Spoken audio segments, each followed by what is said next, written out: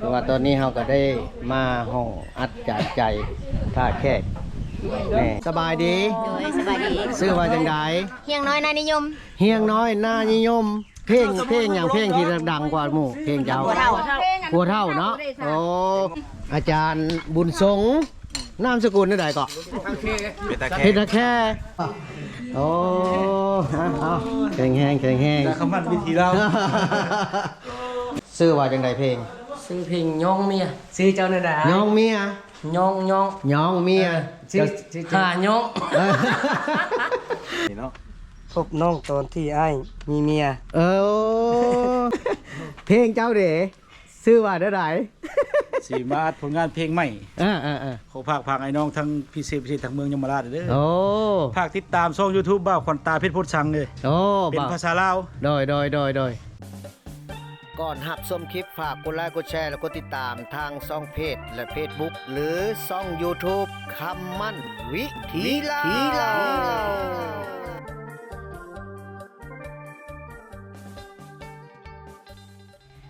เอาก็ถือว่าขอกราบสบายดีเมื่อทั้ง3ไอ้น้องบ่ต้องห่วงสาวไอ้น้อง ถือว่า ฝากเลยเด้อ มื้อนี้เฮาจะไปไส ไปอัดเพลงว่าสิไปอัดเพลง อัดเพลงหยัง เพลงเฮือเจ้าพ่อผู้สี จาก สวรรณเขต แขวงสวรรณเขตพี่น้อง ซึ่งเพลงนี้นี่แม่นคันสิว่าแล้วก็ทั้งผู้สร้างเฮือเจ้าพ่อผู้สีแขวงสวรรณเขตเนาะเมืองหยังนะ เมืองชนบุรี เมืองชนบุรีแขวงสวรรณเขต เพิ่นได้ให้3ไอ้น้องบ่ต้องห่วงแต่เฮานี่แม่นแต่งเพลง อันนี้คืออาจารย์มอนเนาะแต่งเป็นผู้แต่ง แล้วพวกเฮาจะร้อง3คนสำหรับเพลงนี้นี่แม่นทั้งแต่งทั้งฮ้องเป็นจังไดนั้นให้ท่านผู้ชมติดตามไปนํกันไปฟังอยู่ทางช่อง YouTube เดี๋ยวอัดออกมาแล้ว ผู้ข้าจะแปะลิงก์ไว้เนาะจะเอาลง YouTube หรือว่าเอาลงเฟซให้ท่านผู้ชมได้เบิ่งได้ชมกันเอาก็ถือว่าฝากติดตามไปนํกัน ไปห้องอัดจานใจพี่น้องเอ้ยเฮาจะไปห้องอัดจานใจเนาะถือว่าเมืองท่าแขกแขวงขมวนเป็นจังไดนั้นติดตามไปนํกันพี่น้อง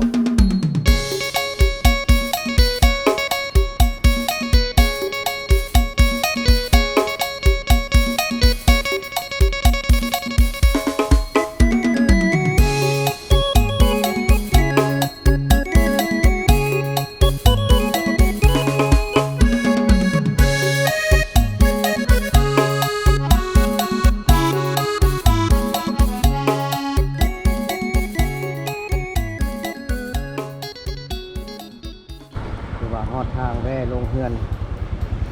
จานใจเป็นที่เรียบร้อยนี่ไปลงก่อนโอ้ทางลงห้องอัดนี่ถือว่าห้อม ไปทางผูก ไปทางพุ่นบ่ ทางใหญ่เฮาผูก อันนี้ทางนัดเพิ่นอันนี้ ไปลงไปเลย อันนี้มีอาจารย์ดนตรีนี่มีอาจารย์ใจ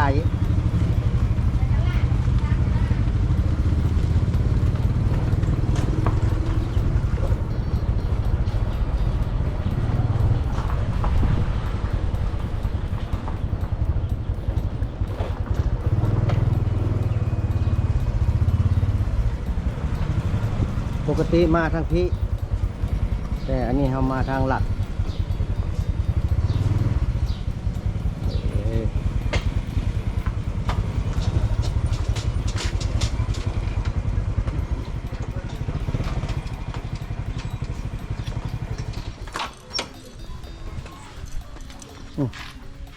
อันนี้ก็แม่นห้องอัดเพิ่นเนาะคือว่าเราก็ได้เข้ามาฮอตห้องอัดเป็นทีเรียบร้อยสบายดีเอาโอ้เอาแข็งแห้ง แต่คำมันวิธีเรา คือว่ามื้อนี้มายามห้องอัดจัดใจเพิ่นคือว่ามาอัดเพลงบ่เดี๋ยวนี้ จ้า โอ้ถือว่ากว้างขวางลูลาพี่น้องท่านใดที่ว่าอยู่เขตใกล้เคียงเมืองท่าแขกเนาะเพิ่นก็ได้มาอัดเพลงอยู่ที่ห้องอัด จานใจพี่น้องเอ้ยอันนั้นก็สิเป็นนักห้องทั้งหมดบ่จักทางนอกนี่ แม่นเบิดเลยฮะ เออ เตรียมเข้าห้องมรสุมอยู่ สบายดีนักห้องหมดสุขุสุคนโอ้ถือว่ามื้อนี้ก็มาฮอดจอดเทิงอยู่ดีมีแห้งอยู่ดีมีแห้งคือว่ามาอัดเพลงมันบ่มาแต่บ้านเลย มุกไข่ บ้านตาดม่วงไข่เนาะ โดย โอ้ถือว่าบ่แม่นสิห้องผู้ละเพลงบ่นี่ โดย เพลงหยังชื่อว่าเพลงหยังให้ FC ติดตามเบิ่งเนาะชื่อเพลงว่าจังได๋ เพลงก็จะลืมได้ อันนี้ ลืมเพลงแล้ว เพลงไหม บ่ฮักเขียนนี่เนาะ พบน้องตอนที่อ้ายมีเมีย ชื่อว่าจังไดนักร้อง ดวงจัดทอน ดวงจันทรผู้นี้เด้ ได้ เอาซื้อหลายเอา ชื่อหลาย แมน ชื่อเพลงเจ้าเด้ เอาไม่ได้มาห้องพี่ บ่ได้มาห้องเพลงแสดงว่ามาหาผู้สาว ผู้นี้เด้ นี่ชื่อหมอนน้อย มอนน้อยหยัง หมอนน้อยสายนวงศ์ กระเดียวมอนน้อยใส่แสงแล้วสิเป็นผู้นี้มอนน้อยสายดาวงศ์ สายณวงศ์ สายณวงศ์อยู่บ้านใดเนาะ บ้านตา บ้านตัดม่วงไข่คือกัน แม่น ชื่อเพลงว่าจังได ชื่อเพลง ลืม ยังคิด ลืม ชื่อเพลง เพชรปิดจะคิดหลาย เฟซปิดอย่าคิดหลายมีแต่เพลงคักๆเนาะมีแต่เพลงคักๆได้พี่น้องเอ้ย ไม่ลุ้น เฟซปิดอย่าคิดหลายผู้นี้พบหักตอนอ้ายมีเมียโอ้อ้าวก็ถือว่าจังใดก็เป็นกำลังใจให้ให้ปังๆเนาะเพลงเจ้าเด๋ชื่อว่าได้ไหน สิมาอัดผลงานเพลงใหม่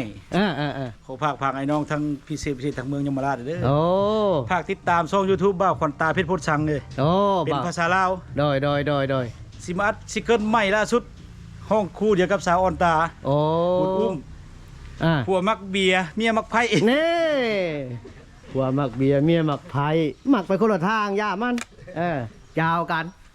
สุดท้ายได้มาอยู่ตรงกลางข้างเก่านะ ถือว่าทางเฮากับทีมงานไม่หยังทีมงานเฮาทีมงานหยัง ทีมงานสามไอ้น้องบ่ต้องห่วง สามไอ้น้องบ่ต้องห่วงผู้นี้มอนน้อยไสยแสงมอนน้อยบ่ต้องห่วงหั่นล่ะแล้วก็นี่ก็คือคำมั่นบ่ต้องห่วงผู้นี้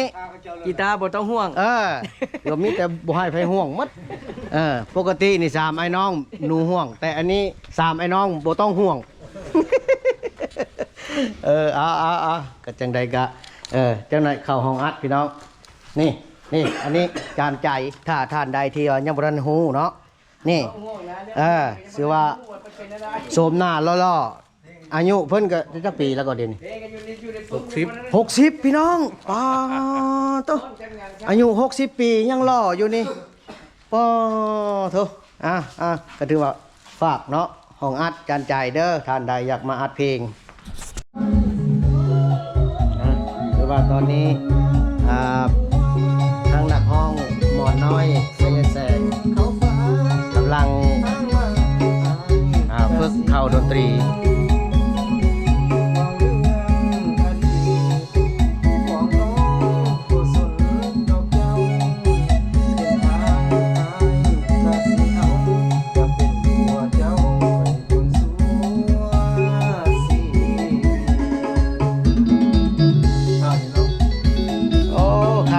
คักพี่น้องเลยได้ดังแล้วจะลืมเดี๋ยวนะ ดังแล้วใกล้สิดังแล้ว เขียวอัดเขียวดัง เบาอันเบาดัง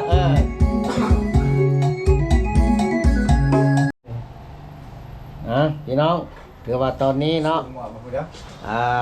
ทาง หมอนน้อย เบาหมอนน้อยบ่ เข้า ต้อง ห้อง ห่ว ม ง รสุมแล้ว เบาหมอนน้อยบ่ต้องห่วงเพิ่นเข้าไปแล้ว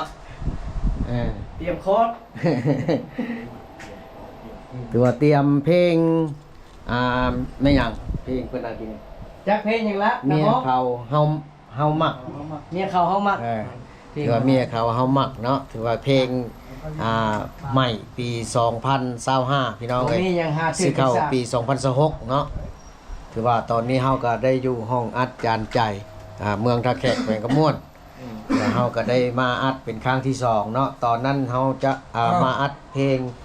ส่วงเฮือเทพธิดามาแห้งแต่ว่าบัดนี้สิมาเอา2ผลงานเพลงอีกเพลงที่1ก็แม่นเมียเขาเฮามักเพลงที่2แม่นเพลงส่วงเฮือเจ้าพ่อโพสีจากนครพี่ยังสวรรณเขตเนาะเมืองชลบุรีนี่ตอนนี้มันเข้าไปเอาแมงกระโดบนักพวกงูแล้ว เตรียมดนตรี อยากเสร็จหาทางออนไล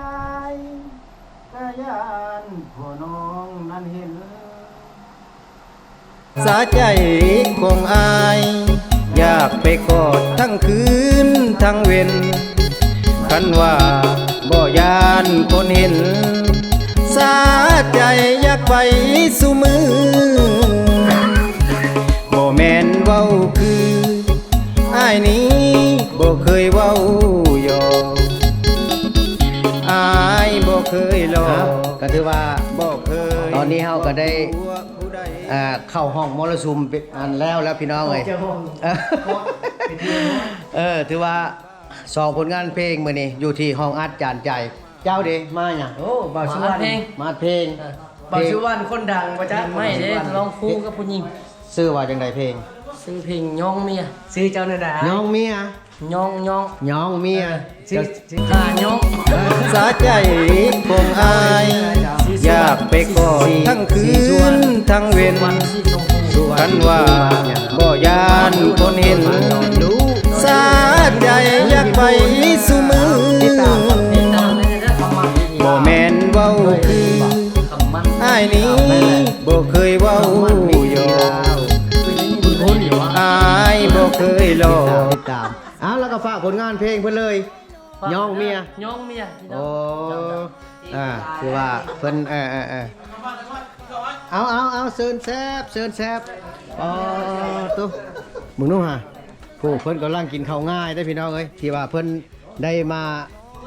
อัดเพลงอยู่ห้องอัดจานใจเพิ่นพากินข้าวง่าย3 โมง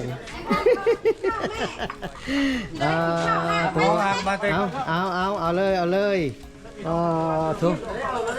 อันนี้ก็อาจารย์บุญสงฆ์นามสกุลนี่ใดก็เพชรแค่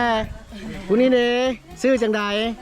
มีอาจารย์บุญสงฆ์ มีอาจารย์บุญสงฆ์ชื่อว่าจังใดเนาะ ชื่อจันทร์ชื่อจันทร์ ผู้นี้เด้ ดอก ผู้ จั ที่ น ข้างหลังนี่เด้นักร้องทั้งหมดเลยว่ะนี่ ก้อนตานี่ก็ ก็ออกช่อง YouTube คำมันวิธีล่าวแล้วมื้อนี้ เมียจะบ่อันนี้ ชื่อหยังก็